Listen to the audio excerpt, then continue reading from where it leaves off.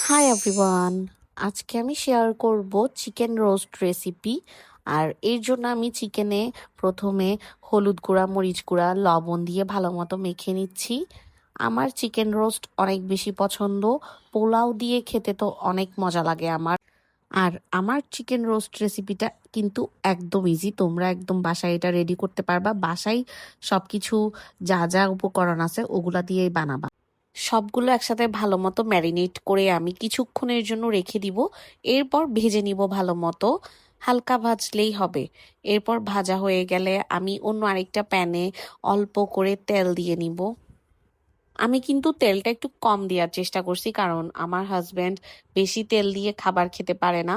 এরপর এখানে একটু ঘিও দিয়ে নিছি। আচ্ছা, এরপর এখানে আমি একটা বক্সে সব বাটা মশলা নিয়ে নিছিলাম। এখানে আমি একটা স্পেশাল বাটা মশলা বানাইছিলাম। পেঁয়াজ বেরেস্তা, কাঁচামরিচ, বাদাম, কিশমিশ সবগুলো একসাথে মিক্সড করে একটা মশলা বানাইছিলাম। এরপর পেঁয়াজ বাটা, আদা বাটা, রসুন বাটা, নারিকেল বাটা সবগুলোই কিন্তু আমি এখানে দিছি। জিরা বাটাও দিছিলাম। সবগুলো বাটা মশলা একটা বক্সে নিয়েই আমি এখন প্যানে দিয়ে দিচ্ছি আর ভালো মতো কষাই নিব। বাটা মশলাগুলো ভালো মতো কষানো হয়ে গেলে এখানে আমি 1 চামচ মরিচের গুঁড়া আর 1 চামচ ধনিয়া গুঁড়া দিয়ে নিব। ব্যাস, আর কোনো ধরনের মশলা আমি এখানে ইউজ করব না। এরপর এখানে আমি তেজপাতা, লং, দারচিনি এগুলো সব দিয়ে ভালো মতো আরেকটু কষাই নিব। কষানোটা হয়ে গেলে আমি চিকেনগুলাও দিয়ে নিব। চিকেনগুলা দিয়ে ভালো মতো আরও কিছুক্ষণের জন্য রান্না করতে হবে। চিকেন রোস্টটা যদি এভাবে প্রপারভাবে রান্না করা যায় তাইলে কিন্তু খেতে অনেক মজা হয়। তোমরা কিন্তু এই রেসিপিটা ফলো করে রান্না করবা। যারা এখনও চিকেন রোস্ট রান্না করতে জানো না, এটা কিন্তু তাদের জন্যই। তোমরা এটা মাস্ট ট্রাই করবা। আমার বাসায় তো সবাই খেয়ে অনেক পছন্দ করছিল। আচ্ছা, যাই হোক, এখানে আমি একটু টক দইও দিয়ে নিচ্ছি। টক দইটা দিয়ে আবার ভালো মতো মিক্সড করে আরও কিছুক্ষণের জন্য রান্না হতে দিব।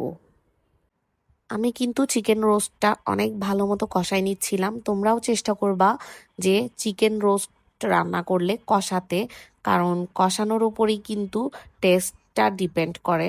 তুমি যতই কষাবা তোমার রান্না কিন্তু তত বেশি মজা হবে। এই জন্য আমিও কিন্তু ভালো মতো কষাই নিচ্ছিলাম যেন আমার চিকেন রোস্টটা খেতে মজা হয়। আচ্ছা দেখো, কালারটা কত সুন্দর আসছে। চিকেন রোস্টের পাশাপাশি আমি পোলাওটাও রান্না করতেছিলাম। পোলাও আর চিকেন রোস্ট তো মাস্ট একসাথেই থাকতে হয়। চিকেন রোস্ট রান্না করলে তো পোলাও রান্না করতেই হবে। এই জন্য আমি পোলাওটাও রান্না করতেছিলাম। এদিকে আমার চিকেনটা ভালো মতো কষানো হয়ে গেলে আমি এখানে 1 কাপের মতো দুধ দিয়ে নিব। দুধটা দিলেই কিন্তু চিকেন রোস্টের প্রপার কালারটা চলে আসবে। এরপর আমি এখানে একটু চিনিও দিয়ে নিচ্ছিলাম। চিনিটা দিলেই কিন্তু রোস্টটা খেতে একটু মিষ্টি মিষ্টি লাগবে। এরপর আমি এখানে কিছু কাঁচামরিচও দিয়ে নিচ্ছি। এরপর এখানে আমি একটা আমার নিজের গাছের স্পেশাল একটা পাতা দিব। সেটা হচ্ছে পোলাও পাতা। এই পোলাও পাতাটা আমি যখন চিকেন রান্না করার সময় বা বিফ রান্না করার সময় দিই, তখন এত একটা ভালো সুগন্ধ আসে। আচ্ছা, এরপর আমি এখানে একটু ঘি দিয়ে নিব। ঘিটা দেয়া হয়ে গেলে আমি এখানে লাস্টে 2টা জিনিস ইউজ করব। সেটা হচ্ছে একটু পেঁয়াজ বেরেস্তা। বাবুর্চিরাও দেখি লাস্টে পেঁয়াজ বেরেস্তা আর একটু পাউডার মিল্ক ইউজ করে।